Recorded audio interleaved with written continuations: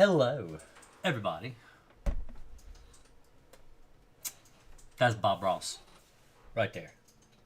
That's Bob Ross. He's my favorite artist. I like to paint like Bob Ross. Basically, I just put a big tree in every picture I paint. But anyway, hope everybody's having a good night. So, I get a lot of messages on my YouTube channel about how, like, especially on my videos where I tell people about, do-it-yourself type techniques that don't work, like, diatomaceous earth, why it's dangerous, alcohol, basically you can kill bugs with stuff that's just sitting around your house kind of things that just don't work.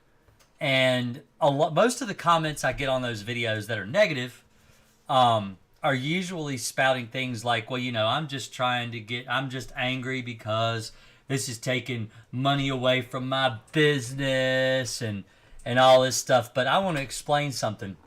Wow. Hello, Joe. Thank you very much. If you got a gifted sub from Joe, say thank you. That was really see, I'm new to this gifted sub things.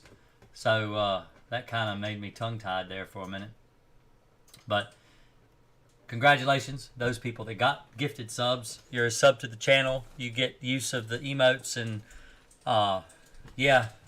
special stuff. So, congratulations. But anyway, a lot of people say that the reason that I tell people not to use, diatomaceous earth, for example, or rubbing alcohol, is because I am losing business.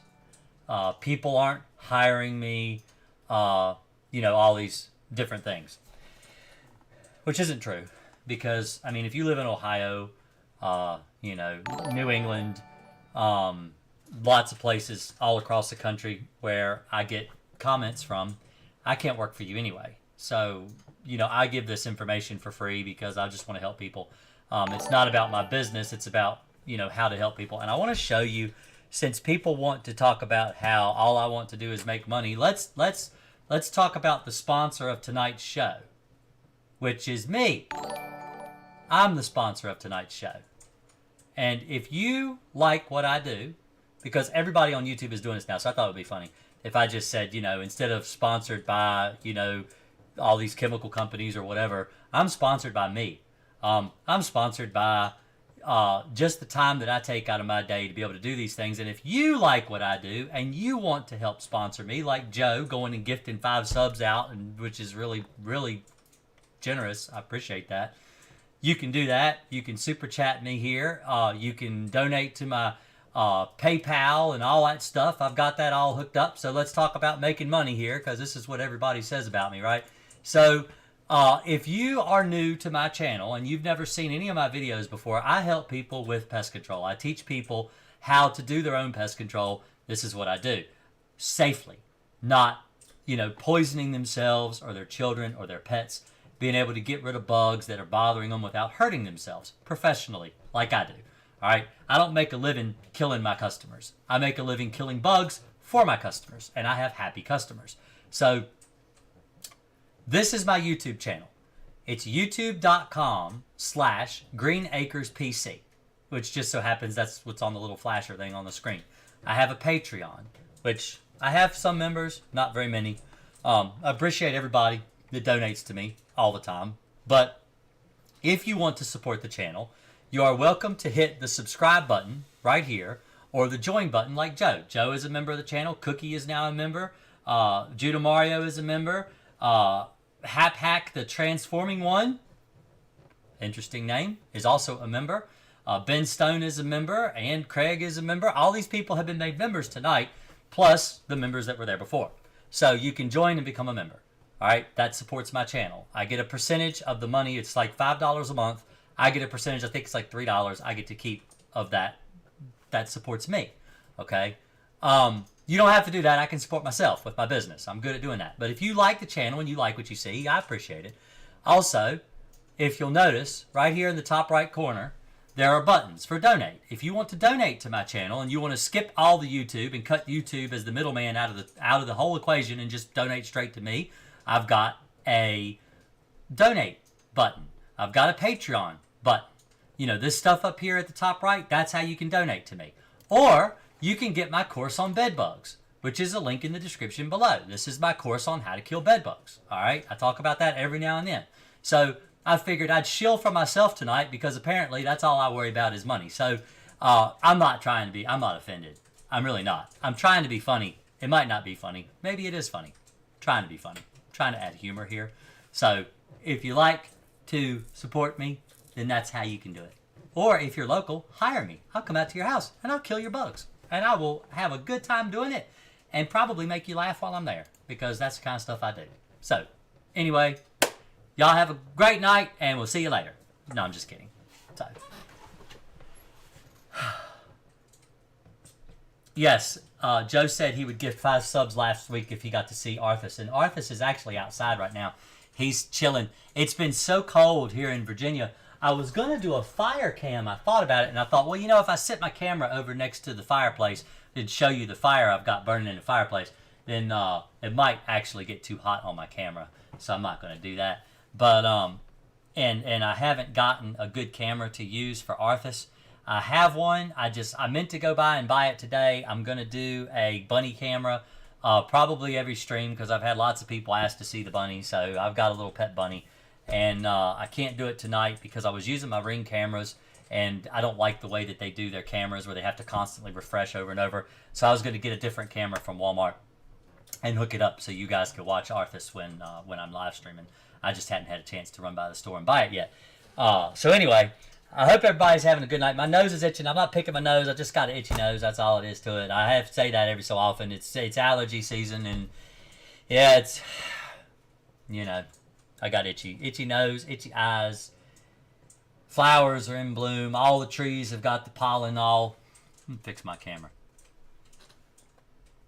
I gotta make sure I get a lot of Bob Ross in the picture. I should get that horde too, right there.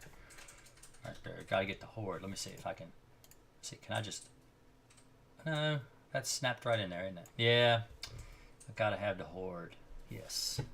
For those that don't know, I play World of Warcraft. That's why those pictures are behind me, because I am a nerd, and I am proud to be a nerd. So, the phone lines are open. If anybody's interested in calling, you are welcome to do so, and I will answer your questions live on the air right now. Ladybugs, how to kill them. Don't do that, though. That's stinky. So I've got a video on ladybugs. Hey, Jason, what's your favorite band? Rubber Band. Right, Mom? Is that my favorite band? No. What's my favorite band? AC/DC? AC/DC is what you've always said. AC/DC? I like AC/DC. Back in Black's a good album, but I like Highway to Hell more. I like AC/DC. I like AC/DC, Jim Croce, Don McLean, American Pie. I know it was called American Pie. That's my favorite song of all time. So the way that you kill ladybugs, Joe, though, just to get back to your question, the best way to kill ladybugs is to treat for cluster flies. So if you read your labels of your pesticide and the pesticide gives you directions on how to treat for cluster flies, that is how you kill ladybugs. That is the best, most effective way to get rid of ladybugs. You, when they swarm in the spring, when they swarm in the fall, you want to treat around all your windows, all your doors, your cracks, crevices, eaves, overhangs, anywhere the bugs can get into a wall void or an attic space.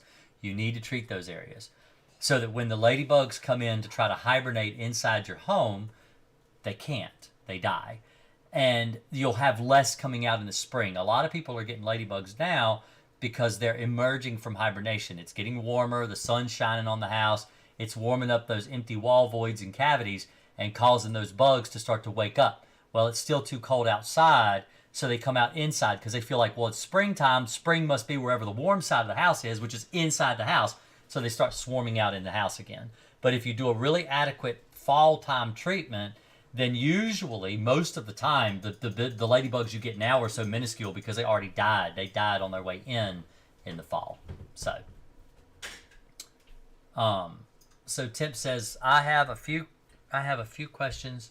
Would removing the carpet in a room with bed bugs help with a treatment? No, it would not. The carpet is old and needs removed anyway. We just treat it with Crossfire. No, you don't need to remove the carpet. So here's the thing about bed bugs. Bed bugs don't like to live in carpets. They like to live around the baseboard of the room where the carpet meets the baseboard. But they don't actually like to live in the center of the room where you traverse primarily. They typically want to get up on furniture, up off of the floor, or into a crack or a crevice. They like to squeeze into a crack or a crevice where they feel safe. And so that's really not in the carpets. Now, the fleas will absolutely live in the carpet. All over the floor, everywhere. They'll get down in the fibers of your carpets. They'll get in the cracks of a hardwood floor. They'll be on linoleum. They'll be on tile.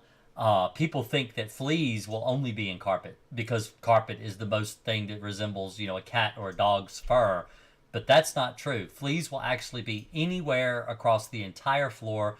They will be in concrete floors. I've gone in and found fleas infesting garages, basements, and they're fully poured concrete, and that's all it is, just concrete, just a solid concrete floor, and fleas will be all over it. So just because the surface is in carpet doesn't mean the fleas won't be there. So it's been almost 2 weeks since my second Crossfire treatment, and I have not been bitten or seen a bed bug in a long time. That's fantastic. See, that's what I like to hear. This is what I do YouTube for. I make jokes. I talk about how you can support the channel and you can donate to me and you can give me all your money or whatever. But truthfully, I really just do this to help people. I like the fact that Teresa comes and she says, it's been almost 2 weeks since my second Crossfire treatment and I have not been bitten or seen a bug in a long time. That's good news. That's what I want to hear. This is what I'm doing this for. I want to know that people have success getting rid of their bug problems, and not just bed bugs. I have videos on cockroaches. I have videos on ants. I have videos on fleas. I've got videos on millipedes and centipedes and stink bugs and ladybugs and all kinds of critters, mice and rats. And if people contact me and they say, your video saved me even $20, that's what I want to do. That's my goal, is to give you the information you need to make your life more manageable. In a world where the economy is failing and nobody has any money and you can't afford for a technician to come out to your house and spray your house, should you just deal with the bugs because you can't afford it? That's not fair. That's not right. So you give people the information they need to be able to take care of it on their own. And if they can do it, then that's what I want to hear. That's great news. So, and no, bed bugs do not jump. You are right. So, what's everybody planning for the weekend? What y'all gonna do? Emma, my little girl, my little baby, is turning 10 years old this month. So I will be celebrating her 10th birthday over the weekend. And I get these pictures. Let's see. I'll show you my pictures of my little girl. Let's get Samushi here for a minute. Let's go back. Now this is Emma. Let's see. Do I have a picture? A recent picture of Emma. There we go. This is on the cruise that we went on. This is me. I'll show you here. Alright. There's Emma. There's Emma right there. There's Rory. And there's me right there. Alright? There we are. Getting ready to get on a boat, or getting off of a boat. She's grown up. And then if we go back to all the way back to when she was a little bitty baby. Oh, she was such a cute little baby. And there's Emma when she was just a little baby. See that little baby? Look at that little baby. She's a cutie. And now she's 10 years old. They grow up fast.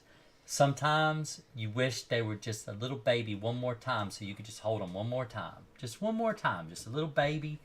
I'd come home from work. And I work a long day and I'd be tired. Because Emma didn't sleep good anyway. But I'd lay down on the couch and I'd take the baby away from my wife. And I'd lay that little bare-chested baby right on me. And she'd put her head right here. And she would just sleep. And she would only sleep on me. And at night, she would fuss and she would cry and she'd be all upset.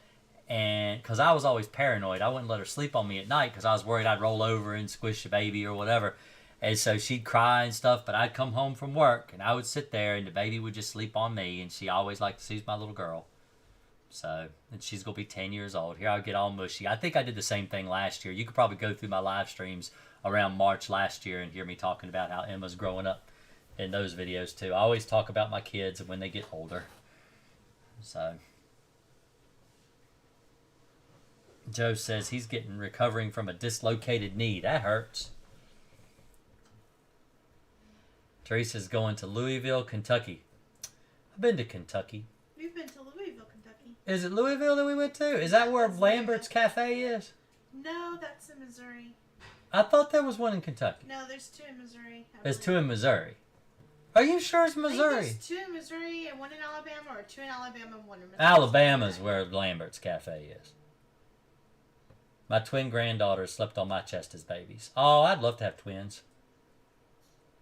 You mentioned spraying all of the baseboards. What about behind furniture that can't easily move, like a bookcase or a big dresser? You wouldn't have. Don't worry about those spots. I don't. I mean, I do what I can. I reach what I can, but I don't usually move those pieces of furniture. I leave them where they sit. So now, if you were using something like Apprehend, you probably would need to move them back. But I use Crossfire. You don't have to. So.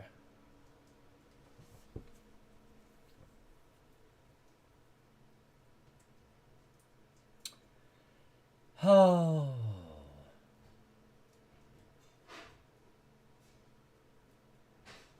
Oh. I remember what I was going to talk about.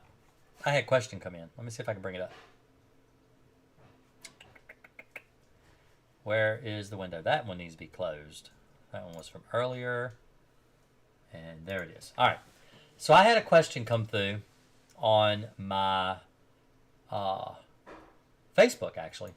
I don't typically answer a lot of these because they usually are from YouTube, and I tried to filter out for the local business that actually contacts me through Facebook. But this guy says that I've been in the industry for 10 years. He's a technician like me. And he just went on part-time for now until he can do full-time with his business. Okay? So he's starting his own pest control business. And he asked me, he says, when you started, were you able to go full-time immediately, or did you have to work another job while doing pest control to make ends meet? So when I started my company, it was 7 years ago. And I worked for 2 years on my business, working with my father's business. And then at the end of that 2-year mark, my wife got her associate's degree and she went to work for a hospital. She was making twice what I was making working with my father. So the only obvious choice was to quit working with my dad's company, put more effort into my own business, and let my wife keep us afloat while I worked on growing my company. And that's what I did. Truthfully, if I had just quit in the beginning, she probably wouldn't have had to work. It did help, but I remember when she was working, I would joke back and forth with her while she was working, and I would take pictures of like deposits and stuff that I would put into the bank. And I was like, what are you making this week? Here, look at this. What are you making this week? Just to show her that I was trying to help too. Because when you've done nothing but be the breadwinner for your family since you've been a family, and now you're not anymore, and you're a guy, it's what's the word? Demasculating? Is that the word? Unmasculating? Like, you also enjoyed, like, you felt like you missed out a lot on the kids growing up. And the fact that I got pregnant shortly after that, you really, I think, got to enjoy raising a baby and being a stay-at-home dad, too, while you worked on growing your company. Yeah, I like that. I did like spending time with the kids. It was really nice. And there are things that I miss. So when Charlie was a baby, I used to take him to the daycare, and I would take him to his babysitter. And when I was home from work, I would spend a lot of time with Charlie. And he was just a baby. He was a very little baby. Emma went to work with me because we homeschool our kids. For those that don't know, I homeschool my children. And so Emma would go to work with me, and then we would get home, and then we would work on our schooling, and her and Rory. And so Emma learned a lot about pest control from me when she was really, really little, 5, 6 years old, going with me. And then she also would do schoolwork when she would get home, when we got home.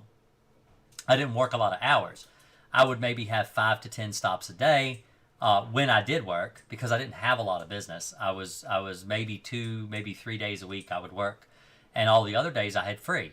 And so I would take leads, and I would go out on calls and stuff. And then it got to where I was too busy. What I would do is I would go out, and Emma and Roy would go with me, and I would stop about every hour or so, and we would go to like a park, or we would go out to eat. I took them to Chuck E. Cheese one time because I was like, Emma's never been to Chuck E. Cheese. Let's go to Chuck E. Cheese. She'll love it. And so we went to Chuck E. Cheese, and we played on the game systems until one of my customers was home, and then we would leave, and we would go work at the customer's house. And so it was a way that I was able to spend a lot of time with the kids that my dad, when he was started his company, we never really got to do with him. He was always gone. I hardly ever saw my dad growing up until, late at night. He'd come home tired, exhausted. He'd come in, and he'd read me a bedtime story, or he would sometimes just wake me up. I'd be already asleep, and he'd come home and wake me up and love on me, and then he would go to bed. And so I didn't really see a lot of my dad when he started his company. And so it was nice to be able to spend that time with the kids. My wife went to work so that I could do that, and that was good. And then he asks also, with Crossfire, do you still recommend that your customers remove all clothing from the infested room, wash, dry, high heat, and wait until treatment, or bring clothes back in? I've never recommended to remove clothing from the infested room. The only thing that I ever recommend removing from an infested bedbug room are sheets, comforters, covers, pillows, pillowcases, stuff like that, and wash that stuff because it's infested with bugs.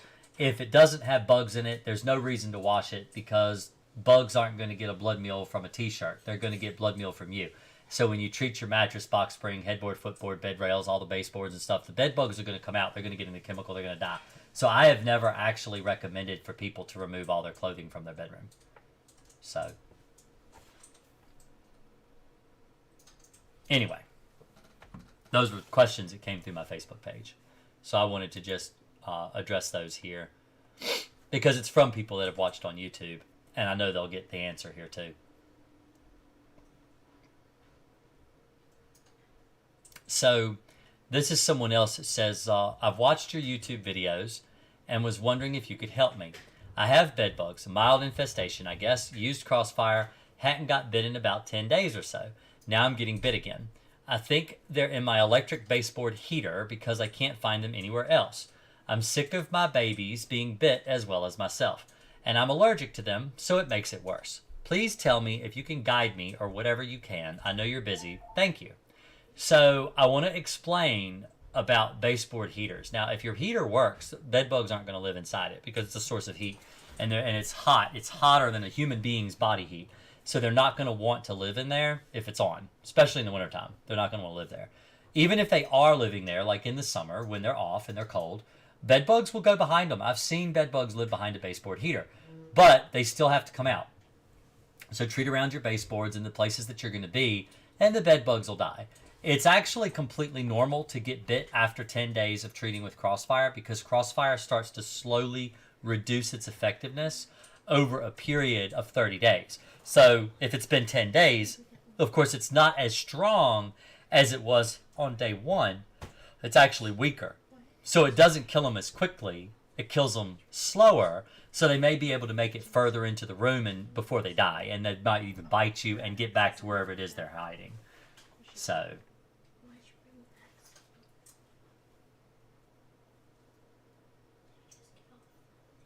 hi Jason, I've been watching your videos, and they've been incredibly helpful and are giving me some hope in this fight against the bedbugs. I have some questions. Oh, ask away. I'm here. You can call or you can just ask in chat. I will get to it as soon as I see it. So I just wanted to answer those because they came in today, actually, earlier today. So, hello, this is Jason with Akers Pest Control. How can I help you tonight? Hi, I'm watching your live stream right now, and I was just recommended to call this number just so that I could ask a question, if that's okay. Oh, of course. Ask away. What you got? Yeah, so I'm kind of at my wit's end regarding living in this apartment, so I'm going to be moving. And Okay. After several failed exterminators and several failed treatments, it's kind of just impossible at this point. So what I'm going to be doing is I'm going to be moving to a new place with just my computer and clothes, and I just wanted to know how likely it would be that I would bring bed bugs with me. And then in that regard, I've also brought temperate, because that's all I can access here in Canada. Okay. To precautionary treat it when I move to my new place. Okay. Yep. Temperate is not a bad chemical. You want to treat before you move in. So Okay. before you move any of your stuff in, because any of your stuff that you move with you, your computer, just the shoes on your feet, bed bugs can be in the cleats of the shoes on your feet, or eggs. And the eggs are small and they can easily be overlooked. It's very easy to overlook bed bug eggs, and they could even be in your car, your trunk. There are places that they can be that you wouldn't even think that, oh, bed bugs were in that. So don't be paranoid. Don't be, I say, don't be obsessive compulsive. You don't have to be. If you treat your apartment before you move in, and then move your stuff in, and then treat your belongings once you get in. Well, what you can treat. Temperate has a different label. You can't treat all the same things you can treat with temperate that you can with Crossfire. But I know Crossfire is really difficult to get in Canada. I've had a few Canadians tell me that they were able to order it, and they were able to ship it, but they had to pay a high fee to get from America and stuff like that, and it's very expensive. And so there's lots of different stories that I've heard, but most of the ones I hear out of Canada is they can't get it at all because it is a neonicotinoid, and neonicotinoids have been banned in Canada. Yes. But temperate is a neonicotinoid. So if you're able to get that, that's news to me. I wouldn't think you'd even be able to get that. But it was a very complicated process, but I just did not want to bring anything with me when I moved, so I just forked over the money. Right, and it's not a horrible chemical. The reason I rag on a lot of exterminators for using temperate, because one, it's cheaper than Crossfire. I know why they use it. It's cheaper. It has a more broad label, meaning it's for bugs other than just bed bugs. It'll kill ants. It's actually amazing on ants, and roaches and stuff like that too. But and if you're an exterminator and you've got 20, 30 stops in a day, and you're going through, you can use one chemical, basically a one chemical treats all. You don't have to have but the one tank. And I understand why they do it, but the problem with temperate is that in order to kill an infestation of bed bugs, you have to treat every 10 days. And so that's almost unfeasible for the customer, because you're turning a person's house as an exterminator completely upside down every week and a half until they get rid of these bugs. And it can take a couple of months to get rid of bed bugs doing it this way. And that's just, to me, I would rather purchase a chemical that costs more, that's more precise, like Crossfire, and just pay for the extra tank and do the job you need to do, so that the customer, I'm very customer service oriented, and I try to limit the amount of work my customer has to do. They're paying me for a reason, because they don't want to have to deal with it. And I don't want to force them to have to turn their house upside down once every 10 days. But that's how often you need to treat. And if you're doing it yourself and you don't have a lot of furniture or a lot of things you have to turn over and flip upside down, then you will have an easier time, and you will probably get rid of all of your bed bugs doing that. That's what I'm planning to do is when I move my stuff in the place, I'm isolating a room and I'm putting everything that I'm moving, which is just computer and my clothes and like a box of things, and I'm isolating it and like covering the area with Cemexa and tempered because that's all I could get, and then kind of just letting that sit for a couple Now, days and making sure to monitor it. if you're going to use something like Cemexa's active ingredient is silica. And the problem with silica is it's a carcinogen, and you have to be very careful using a silica dust. You know, I always rag on diatomaceous earth, but I never really talk a lot about Cemexa. But Cemexa, because it's a silica dust, it's actually silica. It's more dangerous because it is a carcinogen, much like asbestos. You know, asbestos is a carcinogen, and so is silica dust. And so when you're using silica dust, and I know you're in Canada, and the only reason I'm giving you this kind of advice, because I usually don't talk about this on my channel, is because I know you have very limited options. And so the places that you dust with silica, you need to get a duster. You need to get a hand bellows duster to apply it. Don't use it in the tube it comes in, because that's just going to make a mess. And I've brought a duster and a mask and gloves, and basically like I've just tried to prepare as much as possible. And the way you apply it is, I'm going to do this one day when I get a chance to make the video. I want to show people how to actually apply a dust, because it is difficult, and the videos I've made before really don't show it very well.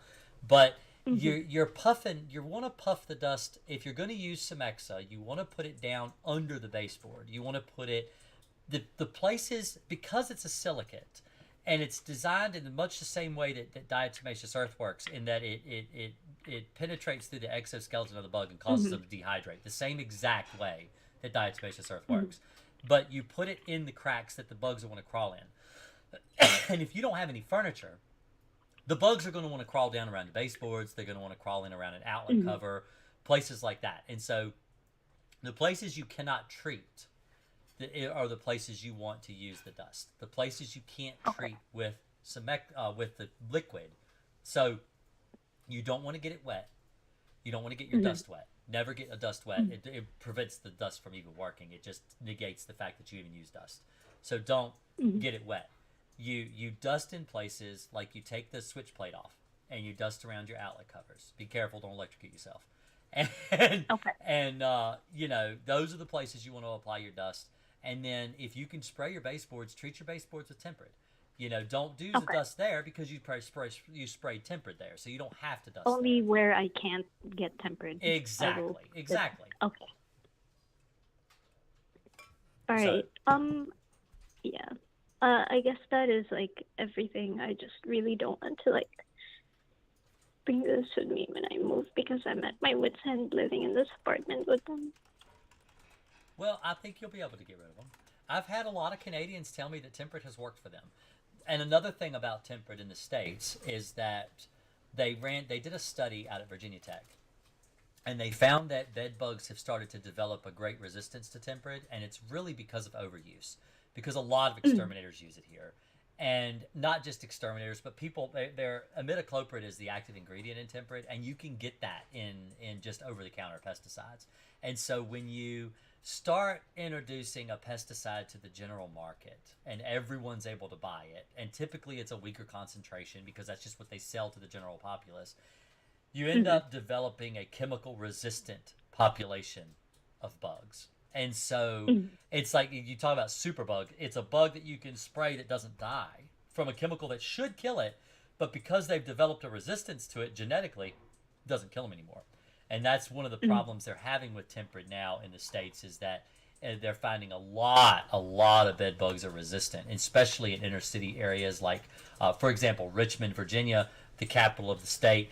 In the inner city areas of Richmond, tempered just basically just doesn't even work at all anymore, because there's so many people that when you get into these areas where it's just like a metropolis, and there's millions of people living there, and you're more likely to get these strains of resistant bed bugs. So okay, so I guess that is like everything, and I just wanted to thank you for like all of the videos and always. I wish I could help you more. I feel bad. I've made videos to specifically cater to Canadians because I know that it is an issue up there, and not just Canada. It's not just Canada. There are states in the United States that are like this, like New York and California. And when you go out, even out west with Europe, there are a lot of European companies. Germany's one, several countries overseas that cannot get it either. But it would make more sense in Europe because the European honeybee, the reason that countries have outlawed neonicotinoids is to save the honeybee. Because honeybees are neonics are very toxic to social insects like bees, ants, and bugs that like to crawl all over one another, like bedbugs. And so they've outlawed them in places like overseas where the European honeybee is detrimental for the economy. But in North America, Canada included, the European honeybee was introduced here by colonists. And so the plants we have, the indigenous plants that we have in North America, all have natural pollinators that exist here in North America. We don't need honeybees. And so that's why in the United States, we haven't outlawed neonicotinoids because it's not really going to hurt the economy as far as the plant economy, like plants that, people talk about how, honeybees need to be able to pollinate all these plants. But truthfully, mosquitoes pollinate, animals pollinate. Butterflies, hummingbirds, there's lots of animals, bumblebees, wasps, they all pollinate plants, and we don't really need honeybees. So to me personally, I would rather import my honey from Europe and and keep the good chemicals that kill the bugs that we need to kill here. Because you got to look at it. Why were these chemicals invented in the first place? Because we don't want bugs in our homes. We don't want to live like we're camping in our house. I like to camp. I go out, I camp, I deal with mosquitoes and spiders and ants, and then when I come home, I don't want to deal with that anymore. I don't want to feel like I'm camping in my house, where the bugs are everywhere taking over. So, but I don't think you'll have a problem. If you treat before you move any of your belongings, and treat your car. And if you use, I guess if you're just taking the small things, you probably don't need a U-Haul or anything like that. But if you're just you treat your car, make sure that your car is treated so that, you've got something in there. So if you put your belongings in and there just happens to be, by mistake, a bed bug or something in your stuff and it crawls out, it'll die in your car too. And I've got videos on that. You search my channel for automobile or car and you'll find the ones I've got on how to treat a car too. And you can use the same chemicals. Just follow the label. Yeah, temperate as well. Okay. Yep. Actually, temperate is a high temperature chemical. That's another reason that a lot of exterminators use it, is because they prefer to do a temperate treatment and then they do a heat treatment after, which I don't recommend heat treatments, but that's what they'll use because it won't break down in intense heat like Crossfire will. Other chemicals will break down in intense heat. So. Okay. Well, thank you so much. No I hope you have a good evening. Thank you. I really do appreciate it. Always. Have a good night. Thank you. You too. Thank you. Bye.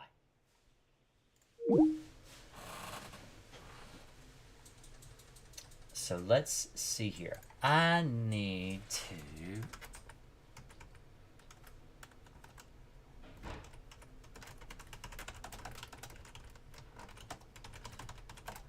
I forgot to do this.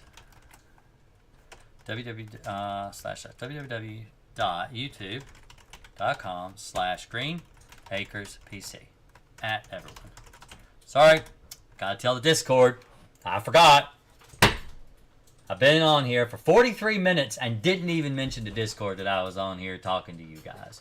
And people are asking for my Discord people. So...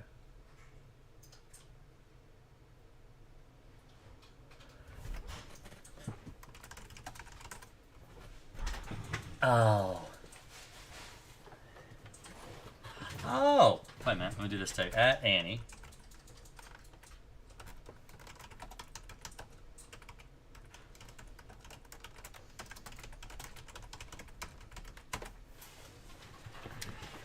So let's see. What else has been talked about now that I was on the phone? If anybody else wants to call in, you're welcome to do it. Or if you don't want to call in and you're shy, you can also text this number. If you're a texter and you would rather text, I will get text messages as well. So, thank you for answering all of my questions and taking the time to educate me. I will continue to support in any way that I can. Well, thank you, Paper. I really appreciate that. You were very sweet calling me. I really appreciate that. Thank you very much. I don't know what Canadian $10 is worth, but that's I appreciate that. Thank you. I don't know what conversions are. I don't. I just don't. I let YouTube handle all that stuff. Let's see. I bought 2 bottles of Crossfire for 2 treatments, 30 days apart. I was just going to use a Semexa for the spaces I couldn't spray. That's exactly what I just told her. The same thing. Teresa says, what is your opinion on PT Alpine Flea and bedbugs pressurized insecticide for treating bedbugs? I don't really like the aerosols at all, really. I don't. I have a lot of problems with aerosols. So there are things that companies do with pesticides, not just pesticides. This is pesticides. This is food. It's a lot of things. And so what they'll do is they will hide certain ingredients on the label that they don't have to put on there. They're not required to put on the label. And with your propellants, pressurized pesticide cans, a lot of times they use stabilizers and they use other types of like chemicals and things and petroleum products and stuff in order to make a pressure in the can, in order to keep pressure. Because if you take a can and you sit it on a shelf, on a store shelf, and it's sitting there, or in a warehouse or something, and you're having to deal with the change in temperature, maybe it gets cold one day and it's warm another day or whatever, and you have to maintain pressure in that can so that that liquid will come out when it's needed. And so they add these different ingredients to the can that they don't have to put on the label. And some of those chemicals that they put on in the can can have adverse effects on the longevity of a pesticide. So when I treat for fleas, I use Alpine WSG. I don't use PT Alpine. I don't use a pressurized version. I mix it in a tank and I put pressure myself. I pressure with air. You pump. It pressurizes the tank with air and you just push it out. It's not pressurized in a can with chemicals and stabilizers that can hurt the longevity of a pesticide.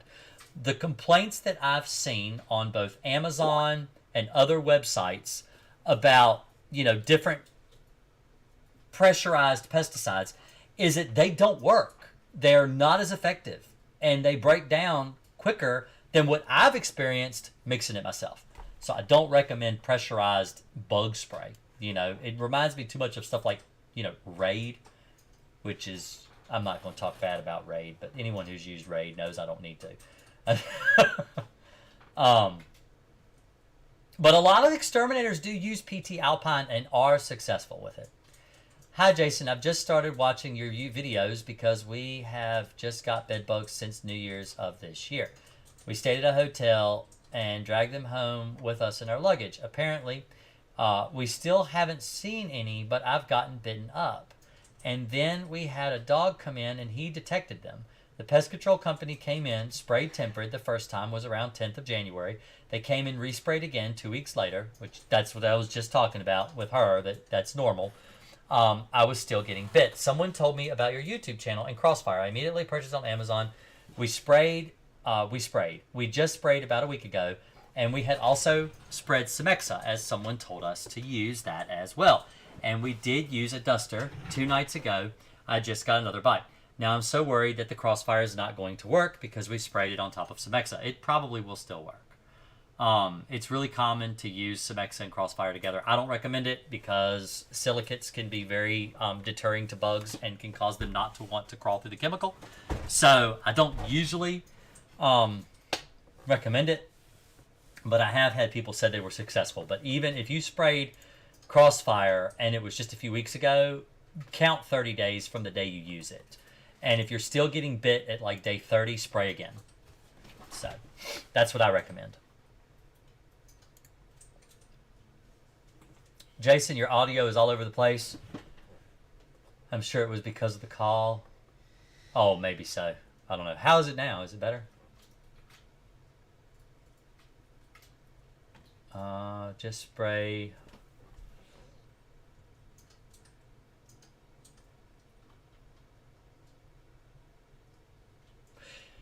I use Crossfire in a car, and I've never had problems.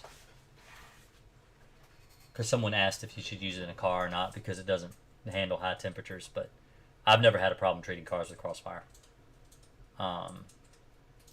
Let's see, I sprayed with Crossfire last Saturday, and we haven't seen a living bed bug or any bites. I was so close to crying. Oh, I could tell. The entire call. This whole thing is so stressful, but you've helped assuage them. I hope so. I know they can be very... And let me tell you something else, too, about bed bugs. All right? And this is something I deal with on a daily basis, not just with customers, but in my own life, my own self, my own life. All right? When you've had bed bugs, and you've been infested with bed bugs, and you've had to deal with this parasite in your home, when you do get rid of them, a lot of times you don't feel like you've gotten rid of them. You'll still have itchies, and you'll be irritable, and you'll feel like they're biting you still, even though you have killed your bedbug problem. All right, so, and let me explain what this is. Let's say we were sitting together over lunch or something, and I started talking to you about how when my sister was little, she went to elementary school and got one of the worst cases of head lice you've ever seen. And they were crawling, and I just depict them to you, and I tell you about how or I show them a picture. Yeah, exactly. Or I show you a picture of them. Or I show you a picture of a person with a head infested with head lice, and you'll just start to scratch. And you don't have head lice, but you feel itchy because it's like, oh, I need to scratch my head because head lice make your head itch. It's the psychological aspect of bed bugs that bother people even more than the bed bugs themselves. If you get rid of the bed bug problem, I suffered for about 8 to 9 months after I killed my bed bug infestation in my own house. And I only sprayed once, and I killed him one time. We had a baby on the pillow, and we never saw any more after that one. And I treated my entire house, and still, like 8, 9 months, I had the itchies. I felt my skin crawl like I had bed bugs on me. Stress from dealing with bed bugs can cause rashes.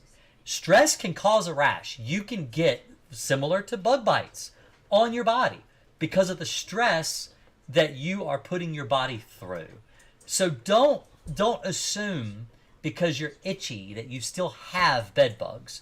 It's a common thing to be itchy after you kill bed bugs. Take it from someone who's infested his own home. It is normal to be itchy for months after you've killed your bed bug problem. It's the phantom crawlies, like Teresa just said. It's the phantom crawlies. They're absolutely real. You feel like you've got creepy crawlies all over your body, and it's not. It's not. It's just... it's your head. It's all in your head. And that's the meme. People say, well, it is just in your head. Really, it is. It is. It's all mental, and you have to just kind of know that you killed them. You're not seeing any more dead ones. You're not seeing any more blood spots. You're not finding carcasses. You're not finding any signs of bed bugs whatsoever. You just still got the creepy crawlies. That's normal. That's completely normal. So, anyway. But yes, you can give yourself hives. You can make yourself itch.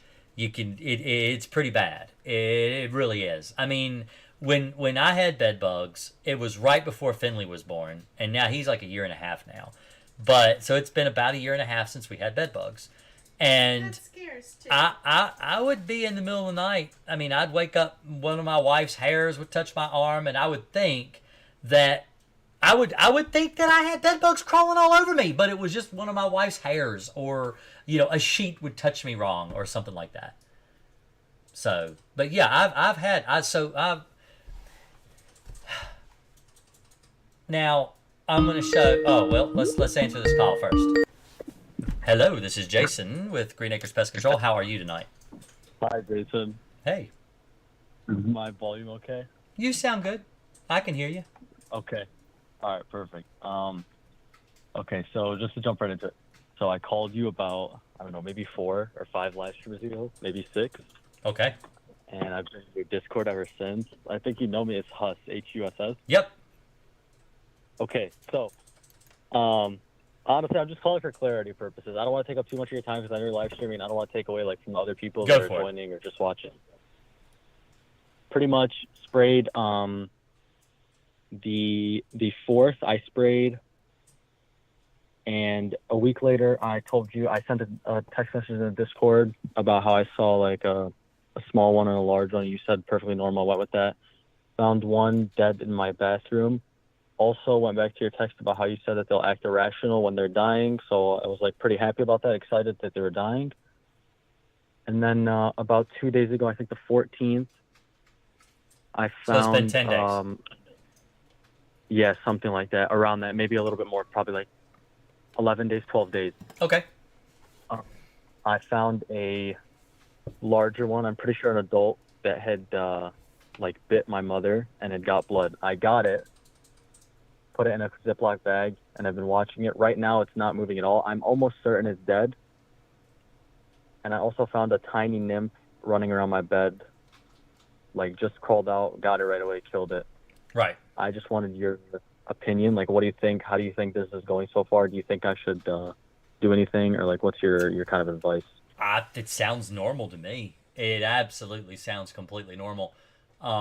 It's really common for me to get calls from people say, I mean, after I've treated a house, even a week or two later, saying they still have bed bugs. They still have bed bugs, and I mean, so the way that I do my bed bug treatments when I do a home, if a customer calls me, I go out to a house, they're paying me money to kill bed bugs.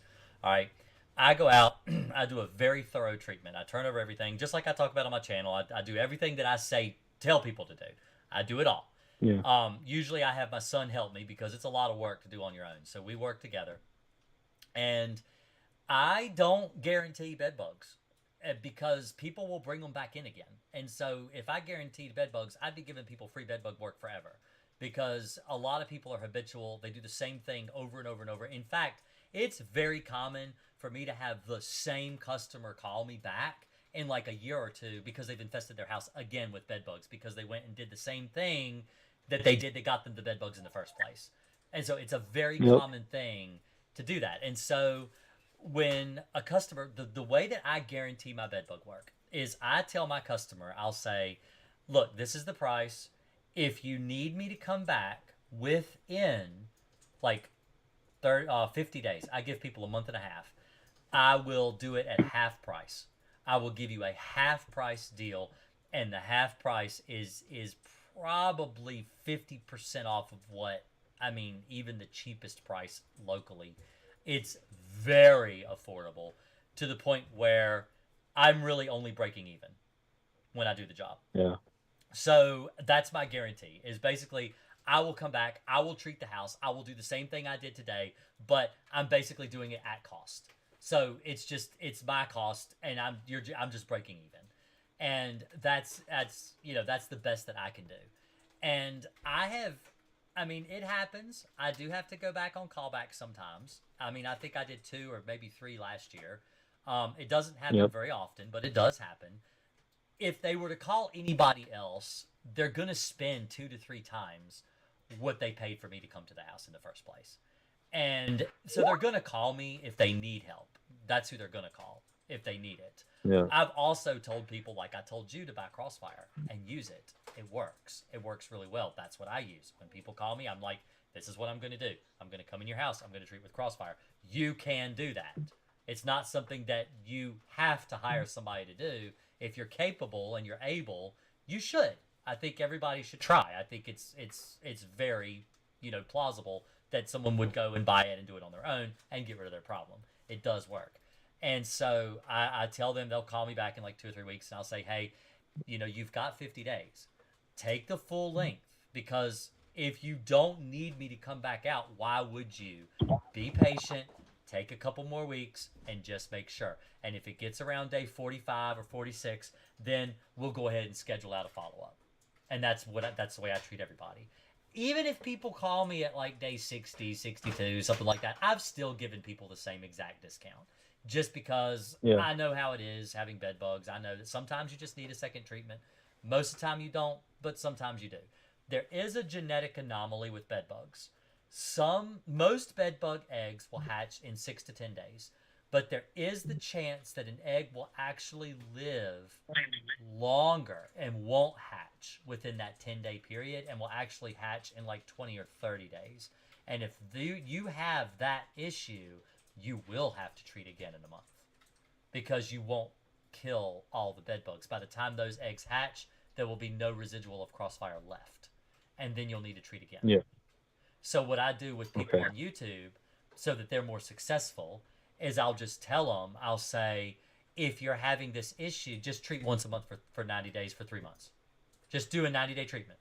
Once a month, 90 days. That gives you 3 treatments. That'll cover any eggs that possibly could live longer than the normal hatch rate. And they'll all die by that time. Okay, so you're thinking I just play the waiting game? Yeah. I mean, you can treat again if you want. But it's something that, I don't think you need to. I mean, some people do because paranoia is real. Yeah, it's a real so thing bad. with these things. It's and so it's really bad, bad. man. And like I was just going on this long spiel about, the PTSD that these things can affect you with. And so I understand why people would want, and if you treat again, so it's not a bad idea to treat again, because if you do, it's just going to give you a stronger residue than what's in the house now. Because what you treated with almost 2 weeks ago is 2 weeks old. So if you put something fresh down on top of it, well, now you've got something that's brand new that will last, that'll be just as strong as what you've had for the last 2 weeks. And it'll be like you kickstart it. And so it's not a bad thing to do that. I don't recommend it because if I were to do it, it's too expensive for people. And so I just tell them, if you want to, I will. And some people do. I have done follow-ups in 2 to 3 weeks. But I don't advise it. I never have. Not in 24 years. I've been killing bed bugs, almost 25 years. So. Yep. Okay. Just, man, the PTSD, like you were saying, it's horrible. You know how bad it is? I hear you. Was watching you literally talk about how bad it is, and yet I still call just to have, clarify and, hear you say that, it's working.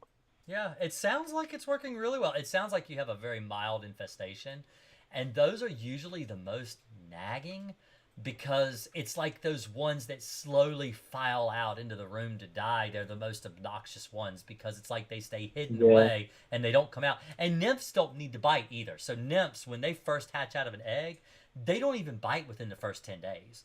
They usually wait a week to 10 days to bite you the first time. And every nymph is that way. Every stage, the instar phases of bed bugs, they don't need to bite but once every 7 to 10 days. And the reason they bite is to shed their skin, to grow to the next instar. So they're not biting very frequently. And that's another thing that happens too at like a week and a half, 2 weeks, 3 weeks in, is you're going to have those other phases start to filter out into the room. And as they file out into the room, then they'll start dying too.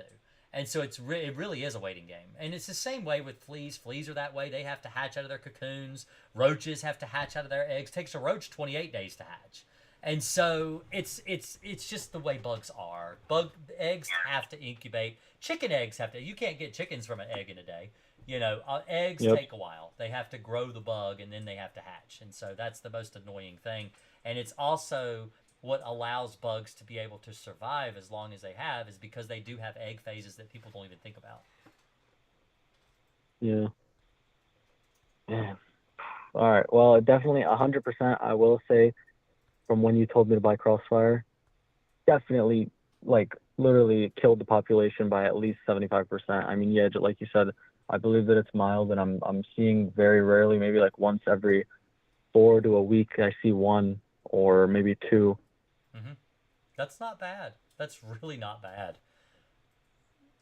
I mean, I've gone into homes that had, well over 100,000 bed bugs, and I've reduced the population down by 99, almost 100% in one treatment. And it's just, to the point where when I go back, there are so many dead bugs, I can't find a live bug, but I don't know if there's live bugs because there's just so many dead ones. And I don't want to just go through and pick the bugs until I find a live one. I'm just like, there's so many dead ones. It's like an apocalypse of dead bed bugs. And Crossfire is the only chemical that's ever behaved that way. I've used lots of different chemicals, and that one really has worked, exceptionally well. I've been real pleased with it. But I use it in my own company. I don't tell people to use it because I don't use it. I use it myself. So, and I don't get paid by them either. They don't pay me nothing. MGK ought to have me work as their salesman because I can easily sell their product. I've been selling it for years, and they don't pay me anything. So I should work as one of I should get commission, honestly, but I don't. But that gives me more genuine. The thing is you when you're giving people this advice, and you've got so many people on the internet that are giving bad advice, they're giving really shitty advice, okay? And then you've got me here talking about a chemical. It adds more to the genuineness that I'm not being paid by them at all. They don't give me any money. Yeah. I can prove they don't give me money. That's the thing. And I could show the letter where I actually talked with their HR department to try to I wanted to get I was like, you ought to pay me commission. This is how many bottles of Crossfire I sell a month. And I showed them my Amazon sales. I just went and I made a print screen and I sent it to them. And I said, this is how many bottles of Crossfire that sold through my Amazon page. Now, when I sell through Amazon, I only make like a 3% cut. So I don't get anything from Amazon. I make like next to nothing from Amazon. But the person who makes money from Amazon are the people who sell Crossfire. The people who are actually selling it, who are stocking it, who are selling it. They're the ones that make the money from the Crossfire on Amazon. And I just sent them the picture. I said, this is how much Crossfire I sell. This is how much that I've sold. Thousands of bottles, thousands upon thousands of bottles, and I haven't really made a cut at all. And so it's like, I like to, I don't need it. I want to just help people. That's the goal. I just want to help people. So, but it's hard to believe that someone could sit here and take hours out of their day every week just to talk to people and help them kill bugs. But I really like my job. I like to perform my job. I like to do my job. I like to help people understand my job. And I tell people all about my job. And the fact that I've got some, not all, but some exterminators that message me and say, I can't believe you're doing this. This is a horrible thing that you're doing. And it's like, well, that means I must be doing something right then, because that's good. I like getting under people's skin sometimes. All right, well, I'm really. You have a great night. I appreciate it. Someone else can call. Hey. I'm gonna play the waiting game, and I thank you a lot. Seriously. Yeah. Hey, keep me up to date on the Discord. You're in the Discord. We'll talk back and forth. Perfect. Okay. Thank you. All right. Thank you. Bye. Oh, Teresa. No. You don't have to do that. Teresa just gave me $10 and said, if MGK won't pay you, I will. They're not bad guys. I love MGK. Don't be ragging on MGK now. They don't have to pay me. It's not in their budget to pay people to sell their product. They've got their salesmen they hire that work for them, that sell for them. In fact, I might even see a sales rep in a couple weeks. But, they do their job. I do my job. I'm happy with that. But, it's not that I didn't try. I did try. I did try to get paid from MGK. But I never did. So. Zane said, my bugs went away. Well, that's good. Or did they just take a train ticket? So I mixed, Bruce says, so I mixed up the Crossfire water mixture in a gallon sprayer. I used 2/3 of what I mixed up. Is it okay to save the remaining third of the gallon to use it next month? Okay, so I'm going to be right back, and then I'll tell you. I'll answer that question. If I can find my music. Because I like to play music. The Walmart music. Elevator music. Elevator music, exactly.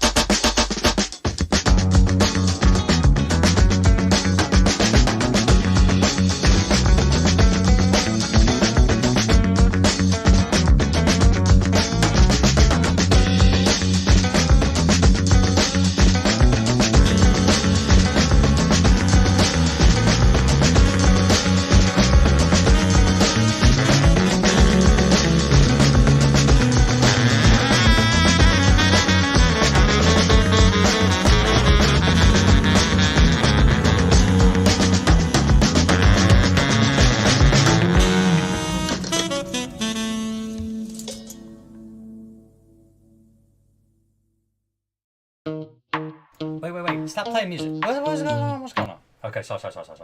I'm here.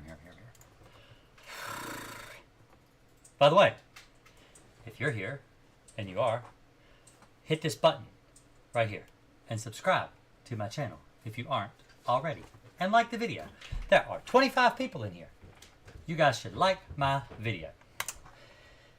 Anyway, let's answer this question. So, Bruce had asked me before I left that he used Crossfire. He used 2/3 of a gallon. He has basically 1/3 of a gallon left. Can he save it and use it next month? So, I have to, by law, regurgitate pesticide labels. So, let me show you what the label says. Okay? We're going to show you what the label says.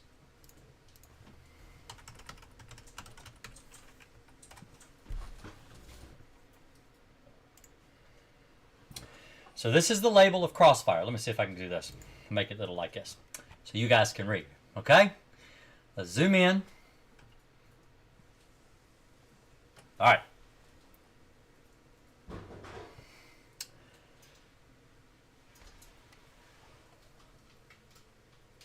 I'm trying to find it. Sorry. I will find it.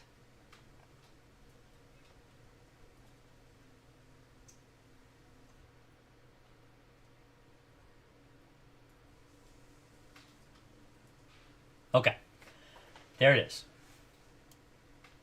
All right, this is the paragraph you want to look for. All right, it says, to prepare the diluted spray, fill the sprayer tank with half the total water to be used. Add the Crossfire bedbug concentrate. Then add the remaining water to the spray tank to achieve the final application volume. Close the spray tank and shake thoroughly to ensure proper suspension.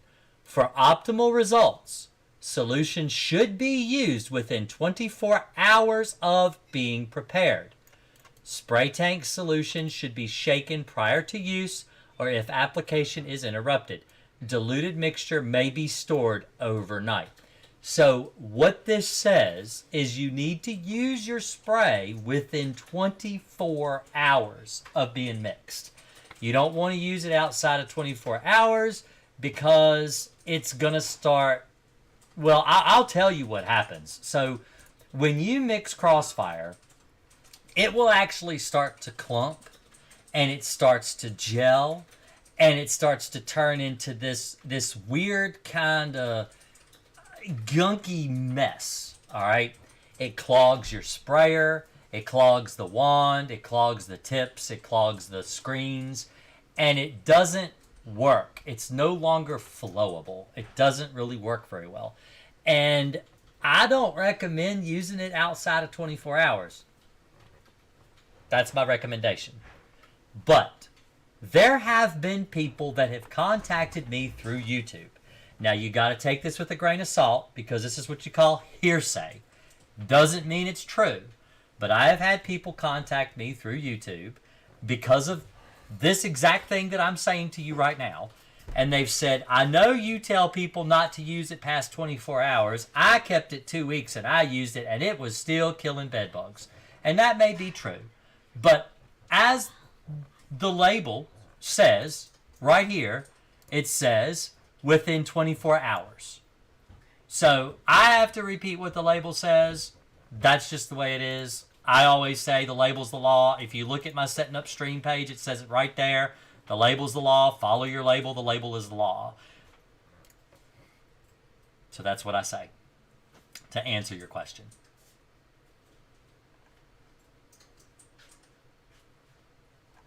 So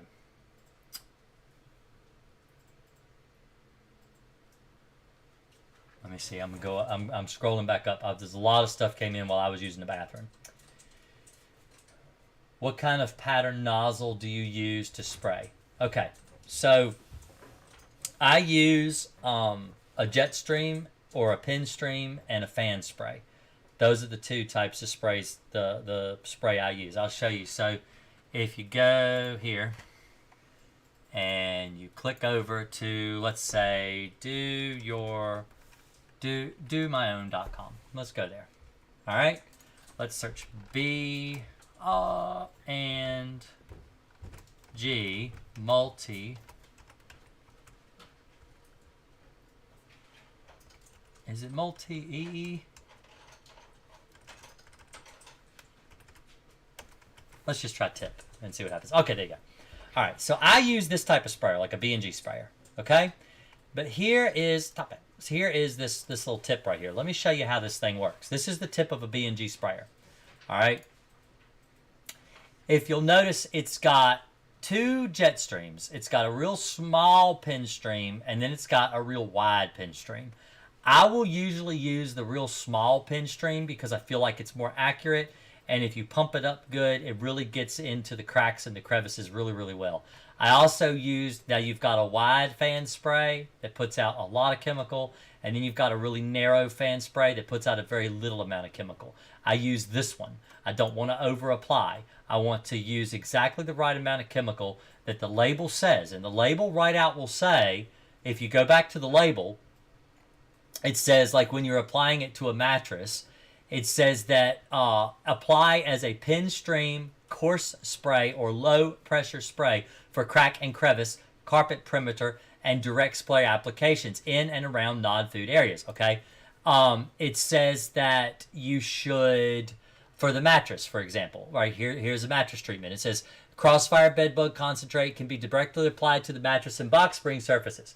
For porous surfaces, such as mattresses and carpet perimeter areas, apply until thoroughly damp, but not wet. So you're not supposed to soak things. You're supposed to get them damp, but not wet. You don't want it to run off. You don't want it to pool in areas. You don't want to, basically, you don't want to make a mess. And so if you look over here at this tip, this really narrow fan spray does that. It's a really good application tip for a bed bug treatment. It works really, really well. That's why I use it. I use this one, and I use this one for pin stream. So to give you an idea, I don't use a cone spray because it's not the type of sprayer I use, and I don't think that would be very effective because you have a big void circle that doesn't get treated. So I use these two. That's what I use.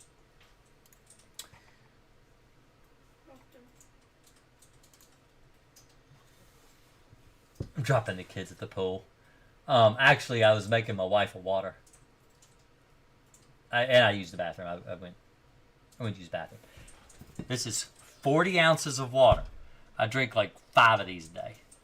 I drink a lot of water.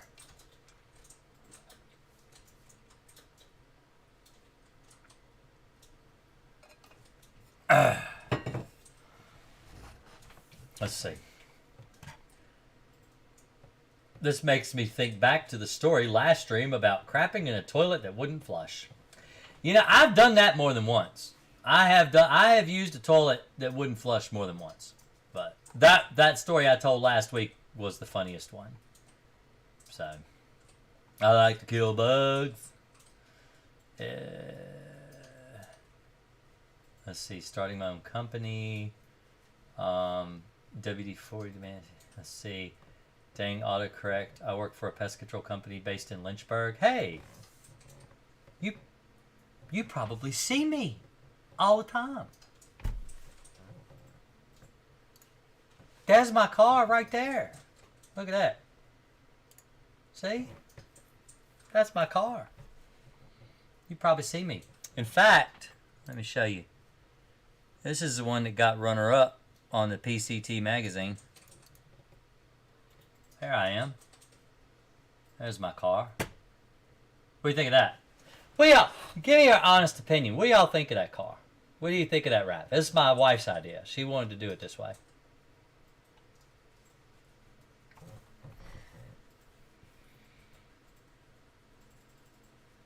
What's your favorite product as a repellent for carpenter bees? Yeah, because it's time for that now. There's different ones. Typically something with a synthetic pyrethroid that would be naturally repellent. But usually I use something that's a non-repellent so that they're attracted, so that they just continue to drill and they die.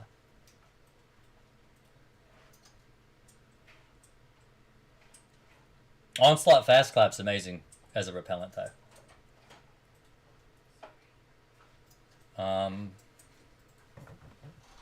Superman, Jason. Oh, not all heroes wear capes, Joe. But that's one side. And then the other side is that. Because I'm 24 hours. See? 24 hours right there. Right there. So that's the other side. And then the back is this one.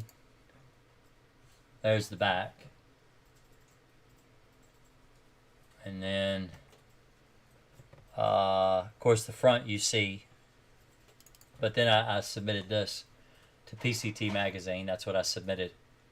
And I think I was in the runner-up. But I thought mine looked cooler than everybody else. Everybody's trying to be all professional with just their logo. But I'm like, I'm going to do more than my logo. Like, this is my logo right here. The house and the sun. I don't know if I've got any on these. Yeah, see, there's my logo right there. You can see it on that screen. And that one, well, we can't see it on that one. But yeah, so I put my logo on there, but I also have all this other crap too. That it's noisy. It's loud. People see you coming from a mile away. And if I park in a Target parking lot, everybody sees a car. So, the labels of law should be on the hood. Nah, I'm not going to break the law. I never break the law. I'm going to look them up. I don't know them. See, here's the thing. When my dad started his company in the 80s, he had non-compete with the old company he used to work for. And he couldn't do anything in Campbell County at all. So we moved to Bedford. And we started working in Bedford County all the way into Roanoke.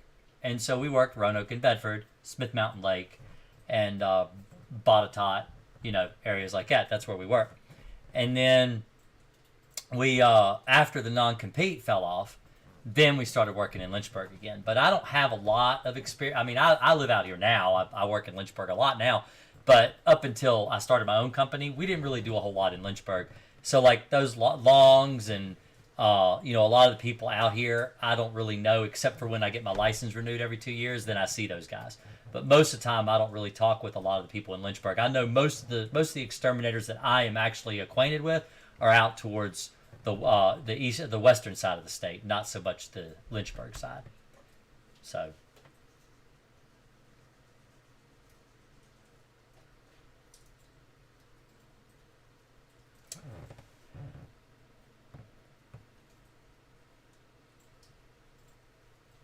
Keep recommending me on the Reddit bedbug stuff. I've been trying to help people on Reddit. Reddit is something that irks me to no end. The stuff you read there and the toxicity with people there. I have a lot of problems with people on Reddit to where it's almost like they don't want you to help them. And I mean, when you get on and you've got these rules like you can't post pictures and you can't post YouTube videos. I mean, here I am on YouTube. This is how I help people, is I'm on YouTube. And if someone asks a question that one of my videos can answer in less than 10 minutes, it's like, I feel like that would be more beneficial. But a lot of those Reddit pages, like on the bedbug Reddit and stuff, they don't even let you post links or they'll kick you out. And it's like, that's just a waste of time. And I feel like to be able to compose myself and write 3 or 4 paragraphs to explain what needs to be done to kill a bedbug problem or where they're going wrong, it's easier just to point them to a video. But I am one of these people that since I was a child, I was more of a visual learner. I learn a lot from what I see.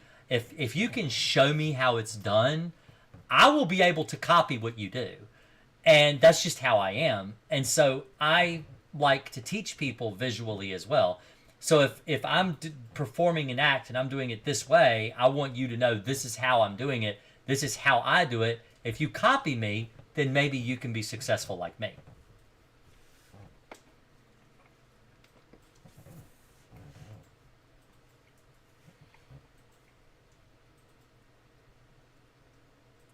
Oh, Nancy. Let me see. I didn't see the message. Let me go look. Let me see. Aha. I have these pictures. I never saw a living bed bug in my life. But I found this in my guest room, and I'm wondering, is it a bed bug? The picture didn't come through. I did not see the picture. For some reason, the text messages will not come through with a picture at all, so I am really sorry. The only way I can get a picture is if you join up with the Discord or you text it to me through Facebook. Then I will be able to get your picture. I am really sorry, Nancy. I can't get pictures through this number. You know, right? What? There. Right there. You can text me. You can ask me questions, but I cannot receive pictures. They do not work. I wish it would work, but it doesn't work.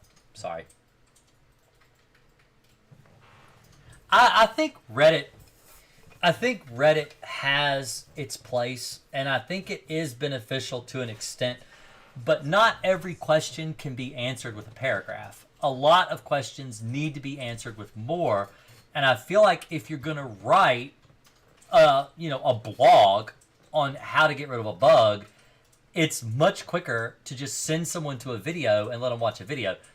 Yeah, maybe it is considered promoting my channel, but I'm really just like, this is the right answer. Go here.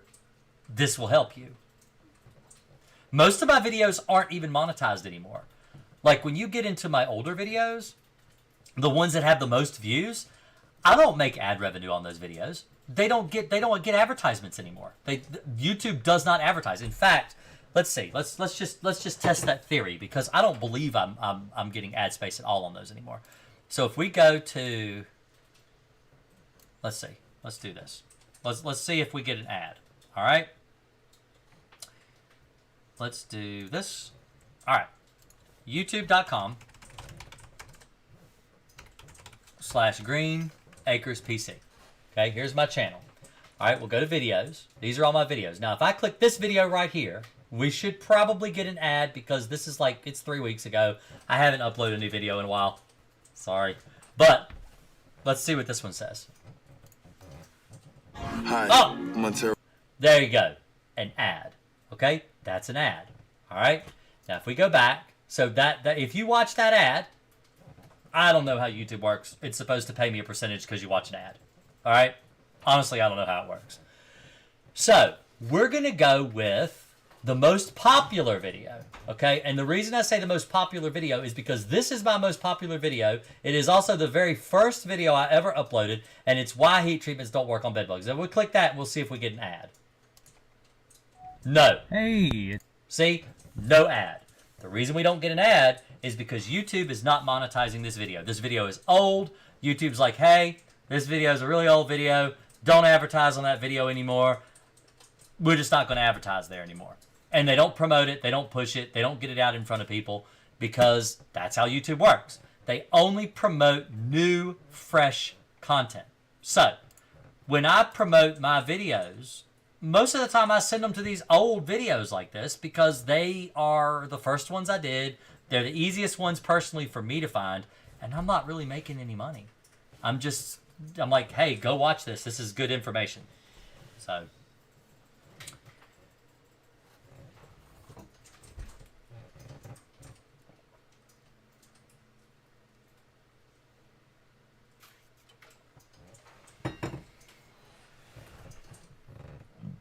excuse me. Cookie. What did you say, Cookie? I don't see you, Cookie. All I see was you said this was a year ago. I want to say. I think I missed what you were saying. I'd like to declutter by donating items. How long after not seeing a single bed bug would it be safe to donate or sell items? Or should I use a bag tub with Nuvan strips to be safe? I wouldn't probably use Nuvan. Nuvan is not very effective to kill bed bugs, especially in like a bag. It's really not that effective. Vapona is very dangerous too. I'd be real careful using Nuvan strips. But I mean, usually when you stop seeing bed bugs in your own house, you stop getting bit, they're not in your stuff anymore. You know, a lot of people will get paranoid because they didn't treat this one thing, or they didn't treat these things, or they didn't do this stuff, But the truth is that bed bugs aren't attracted to your stuff. They're attracted to you. They want to bite you. They want to drink your blood. So if you've treated the areas between you and the bugs and they have to crawl to you to get to you, then they're going to die and they're not going to stay in your stuff. You see what I'm saying? So you don't have to worry that bed bugs are in a comic book collection or a train set or, whatever, because eventually they'll all filter out into the room and die. So I get that question all the time. It's actually very common for people to ask me things like, not necessarily to donate things, but to say things like, well, I've got this old set of this old teacup set, or I like to collect vintage video games and I'm worried that there might be bed bugs in my video games. What do? I can't heat treat those. I can't spray those. I would ruin my vintage video games collection. And so what I would recommend you do is keep those boxes of those things in the room with you when you sleep. Treat your mattress, treat your box spring, treat all your furniture and stuff in your room that you're going to use, your couches and stuff like that. So that way when the bed bugs crawl, if they're even living in your games, more than likely they're not, but if they are, they'll crawl out to get to you and then they'll die. And so it really is that easy to get rid of bed bugs. So...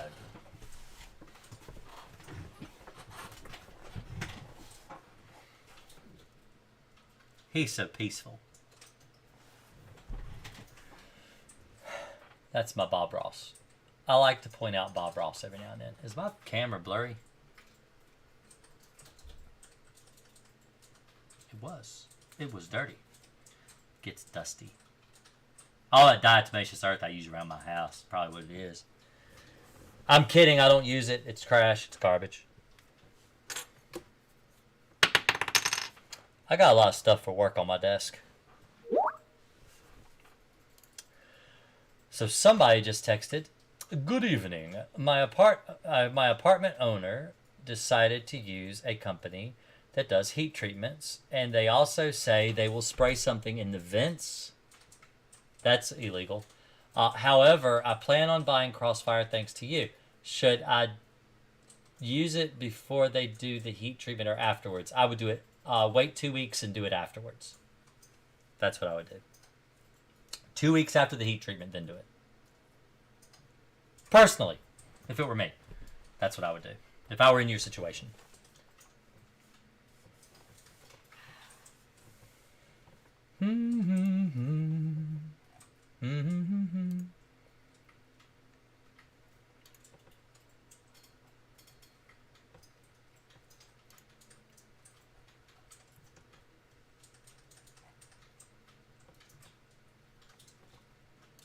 Going over just to make sure I haven't received any text messages I'm missing somewhere.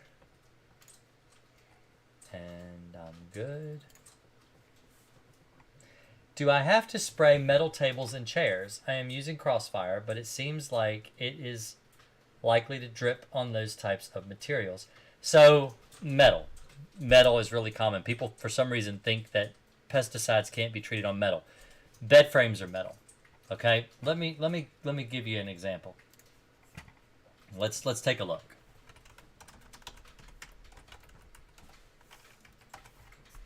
All right. So here's a metal bed frame right here. Okay.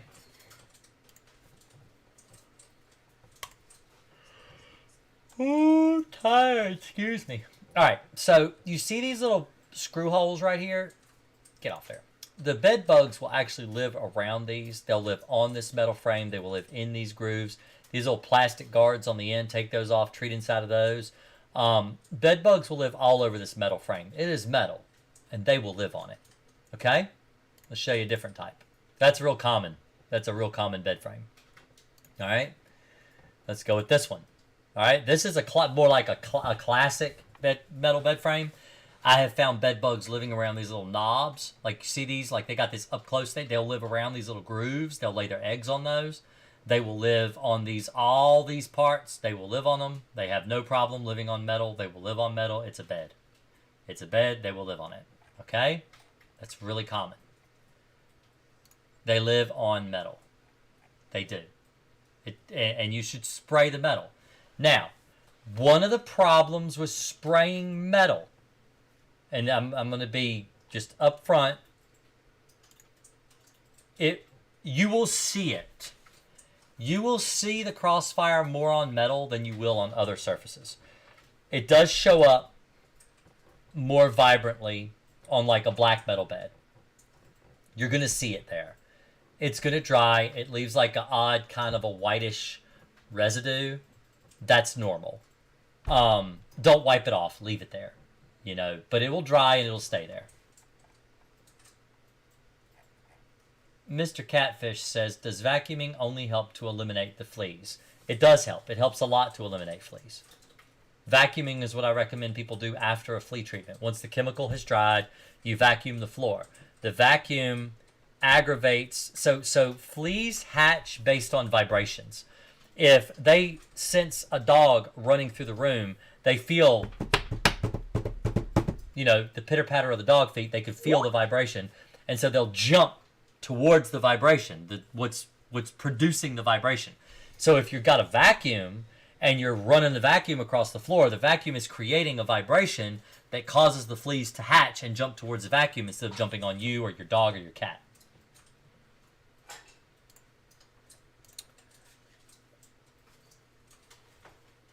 You should not use diatomaceous. So this guy says you should not use diatomaceous earth on your bed or your sofa.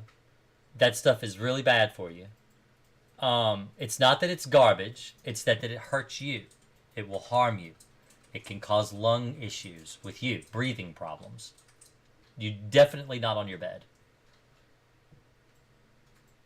Don't use diatomaceous earth. It's not good for you. It's bad for you. Let's see.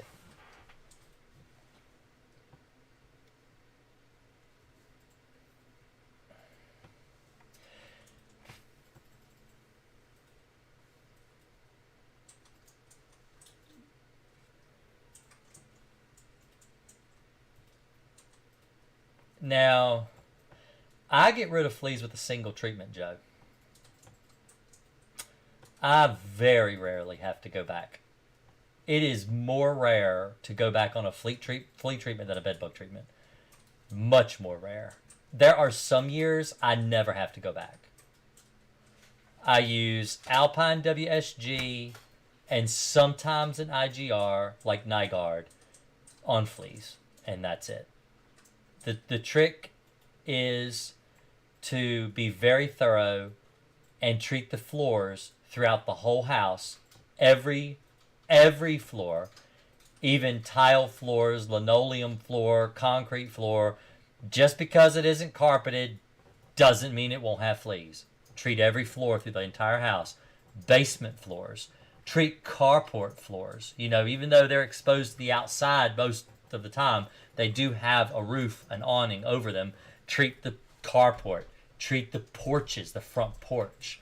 Go around the outside when you treat the outside around the house. Treat under bushes, places dogs and cats like to lounge and outside. Make sure that there's not a heavy wildlife problem outside where you've got deer and rabbits and stuff coming up and bedding up near the house. And the fleas will die. Fleas will absolutely die. But no, vacuuming isn't a single treatment. You have to vacuum daily. You have to vacuum daily so that as the fleas reach maturity and they're ready to hatch, you can cause them to hatch. You can force them to hatch. But no, now Wondercide I've never used, but Alpine is just really good. It's really, really good. I used to use all kinds of other chemicals and stuff for fleas, but I'll tell you what, the best thing for fleas, one of the best chemicals on the market was Demise. Demise was damn near the best thing for fleas I've ever used. But you can't buy it anymore. They don't make it. I don't know why they don't make it. It's just the company that used to produce it decided not to produce it anymore. But that stuff was amazing. And it was made out of oranges. They made it out of oranges. Oh, I love that chemical. It smelled good, didn't it? Oh my, yeah. It smelled good. It didn't smell bad. It's like you went and sprayed your house with oranges. It smelled good. Oh yeah, It's the only chemical that I had that was actually pleasant. Now, I'll tell you a story. People in here, how many exterminators here have ever used orthene? And I'll spell it in the chat. Orthene. Now, if anybody's ever used orthene before, orthene stinks like farts. Like the stinkiest, nastiest farts. And I am not joking. It is like cheesy diarrhea. Okay? It is like somebody has ate cabbage and broccoli and then go hang out with them.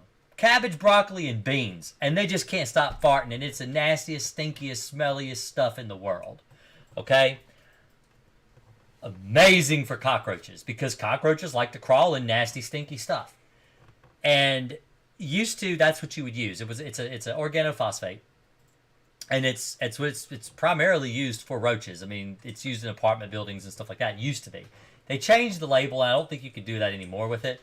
But I was treating this one woman's apartment, and she said, "Ooh, what are you using? What is in that sprayer?" And I said, "It's just orthene." And she's like, "Man, whatever you spraying in my apartment make me want to cook up some collard greens. That would just be so good right now."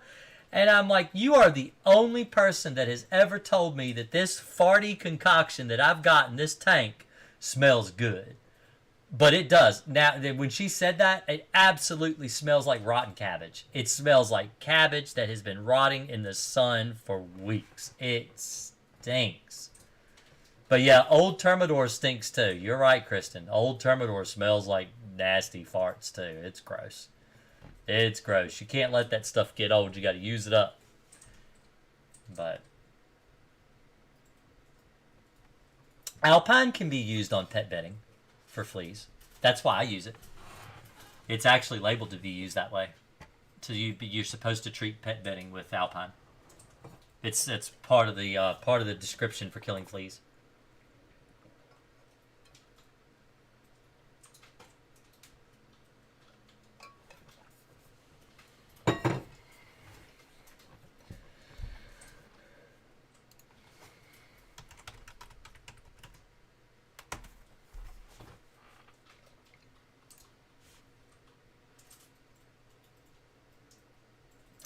All Wondercide is cedarwood oil. That's all. It's just cedarwood oil. So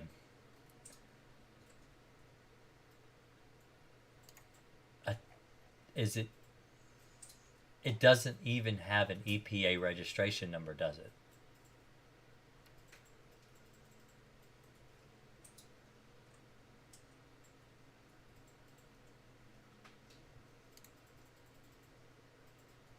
I did a video on cedarwood oil a long time ago.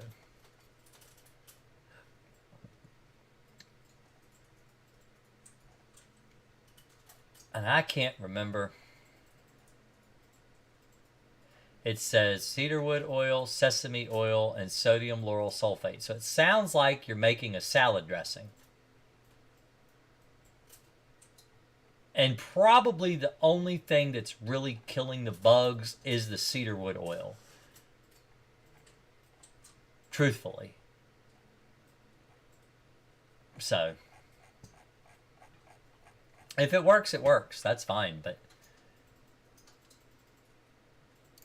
I'll stick with Alpine. Alpine's great stuff.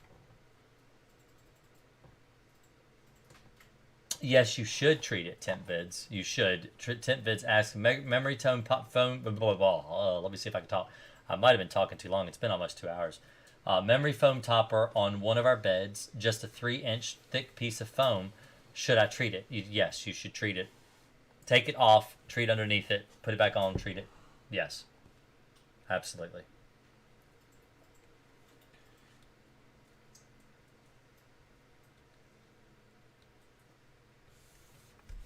I have a horrible nail biting problem. If anybody knows any tricks to stop biting nails,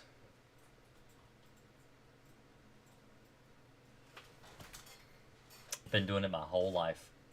Since I was like 1. Since I had teeth.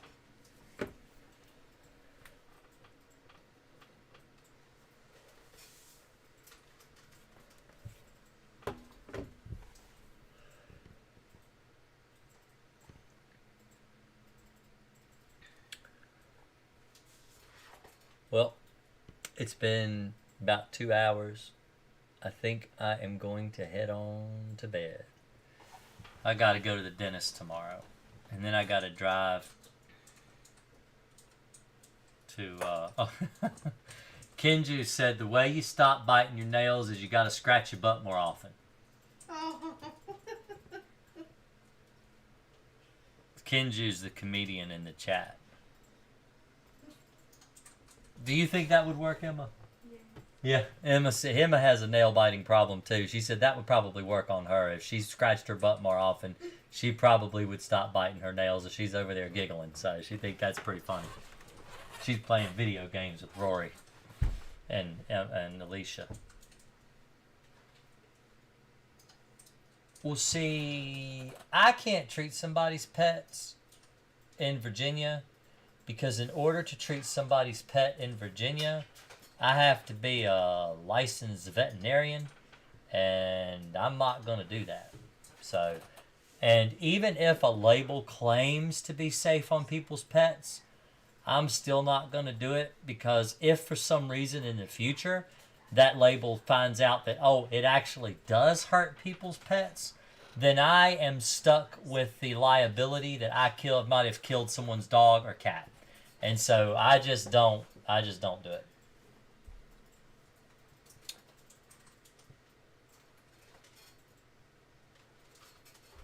One more question. How can I prevent getting bed bugs when traveling? It's reasonable to bring Crossfire with me. It's unreasonable to bring Crossfire with me. Thank you, Jason. I really appreciate your live stream. So, now, I had this spiel. See, I'm still talking, even though I said I was going to leave. But I'm going to answer these questions because the questions keep coming in, and this is a good question. So, I don't promote using pressurized cans of pesticide. But, let's do this. So if you go to Amazon and you go here, I don't have the pressurized can in here. Wow, Crossfire's cheap right now. It's only $40 a bottle. That's pretty cheap. But here you go. All right, this is a can of aerosol Crossfire. Okay. Now I just talked about how I would not buy this. Personally, I would not. Because I treat my luggage with Crossfire itself. So what you do is you get this bottle of Crossfire, mix it up, treat your luggage. All right? Your luggage bags have been treated with Crossfire. Treat your car. Okay? If you take your luggage bag into a hotel, it's treated. If the bed bugs crawl onto your stuff, they die. All right? Pretty simple, pretty easy. In fact, the label even says, if you look at the label, it says to treat all that stuff. It says to treat luggage. It says you can even treat shoes. Let's see. Okay, here you go. It says, for example, on around baseboards, floorboards, millwork, bed frames, headboards, wall hangings, furniture, door, window frames, walls, closets, window treatments, beneath floor coverings, as well as on non-washable items that may come into contact with bed bugs, such as luggage, shoes, and backpacks. If treating a pet's living environment, spray on and around pet beds, bedding, floors, sleeping areas, and furnishings. Okay? This product can also be applied with a paintbrush to walls, baseboards, floorboards, behind wall hangings, and other similar areas, which we've talked about on the stream before. So you could take Crossfire, and you can treat your luggage bag. So if you're worried that you might actually bring bed bugs home with you when you go on vacation, treat your luggage, let it dry, then put your clothes in it, take it with you on vacation.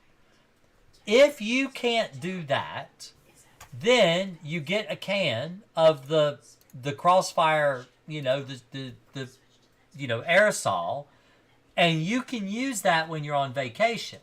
That's something you could put in a backpack or inside a luggage bag, and it's easy. You don't have to mix it. It's already pre-mixed. It's in a can, and it will kill bed bugs in order to keep you from bringing them home with you. It's not something I would use as an elimination. Like if you've infested your home with bed bugs and you're trying to eliminate your bed bug problems, I would not use Crossfire in a can. I would mix the Crossfire and apply it yourself. But if you're going on vacation and you can pop a can inside your backpack or whatever, or your luggage bag, and take it with you, oh yeah, that's what you did. That's absolutely, hands down, that's what I would do. And one of the reasons I have, so let's say you didn't take Crossfire with you, say you forgot it, or you're on an airplane and you're just taking carry-ons and maybe they won't let you take a can on an airplane, then what you do when you get to your stop, your destination, you buy this. Now this is bed bug foaming spray. This is very particular. Now, there are two different types of Raid products that they produce. The two different types of foaming sprays, all right? This one specific can is actually Crossfire. It's Raid's version of Crossfire. That's what this one is, okay? You can take this, you can use this. You can buy this at Walmart, Home Depot. That's where this is sold, okay? Let me try to put this like this. So you can find this, all right? You can find this specific chemical at Walmart. It says it works for up to 8 weeks. It'll kill bed bugs. But it is Crossfire. Okay, and you might be able to find this where you're headed to. So, but it's aerosol, so take it with a grain of salt. It's not going to be as effective as mixing it yourself. So, when you not sure how airlines will feel about contents under pressure. Yeah, but that's why I said if you when you get to your destination, go to a Walmart or a Lowe's or a Home Depot and buy the Raid foaming spray. Look at the ingredients. Let me show you what I mean. So, if you go to let's get the little one. I like the little one better. All right, so if you look at the label of Crossfire, these are the active ingredients right here. All right, let's see. How can I show this? There we go. All right, it's now I'm going to butcher these names. All right, clothanidin, number 1, metafluthrin, number 2, and pibronyl butoxide. And the clothanidin is 4%, metafluthrin is 0.10%, and pibronyl butoxide is 10%. So these are the active ingredients. This is what it'll have in it, okay? Now, when you mix it, I believe it will tell you, okay, so when you mix it, now this is what you'll want to look at on a can of pre-mixed Crossfire, okay?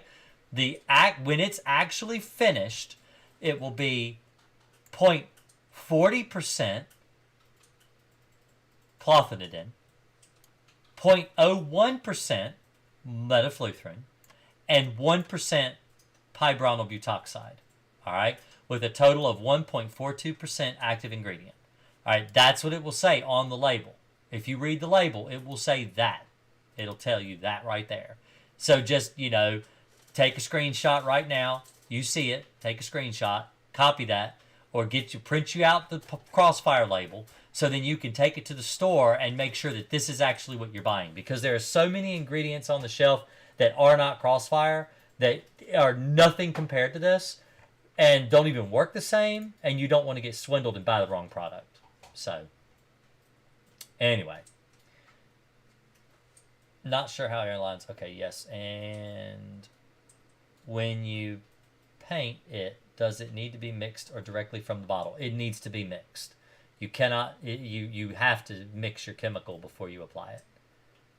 So, that's a good question, though.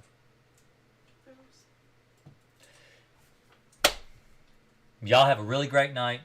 I appreciate y'all coming. I'm going to get off here and I'm going to get to bed. I am tired. My back is sore. I worked all day. Rory worked all day. He's tired too. We're both tired. So, y'all have a great night. I appreciate everybody showing up.